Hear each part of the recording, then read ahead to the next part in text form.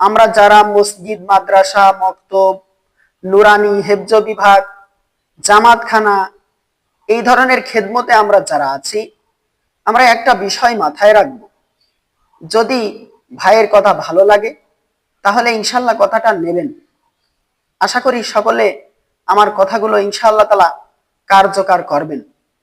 আমরা যারা এই ধরনের খেদমতে আছি, হেফজ বিভাগ, নুরানি বিভাগ, মক্তব এই ধরনের খেদমতে আমরা যারা আছি, একটা বিষয় আমরা মাথায় রাখবো, অপরকে মানুষ বানাইতে গিয়ে যেন নিজের জীবনের ক্ষতি চলে না আসে।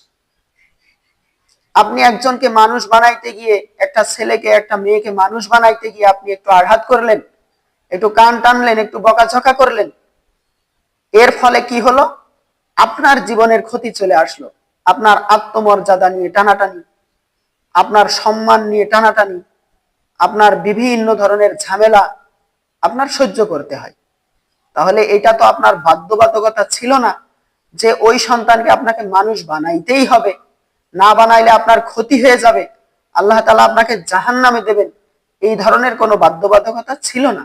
কোনো মুহতামিম আপনাকে চাপ সৃষ্টি করেনি, কোনো মা বাপও এসে আপনাকে বলিনি যে আমার সন্তানকে মানুষ বানাইতেই হবে। এই ধরনের কথা আপনাকে শোনা লাগে না। তারপরেও কেন আপনি মার পিট করে আপনার নিজের জীবনের ক্ষতি টেনে নিয়ে আসবেন?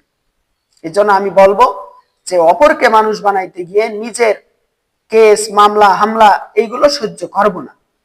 অনেক সময় দেখা যায় পিতামাতা এসে এমন ভাবে উস্তাদদেরকে গালিগালাজ করে, সেগুলো শোভনীয় না, অত্যন্ত খারাপ।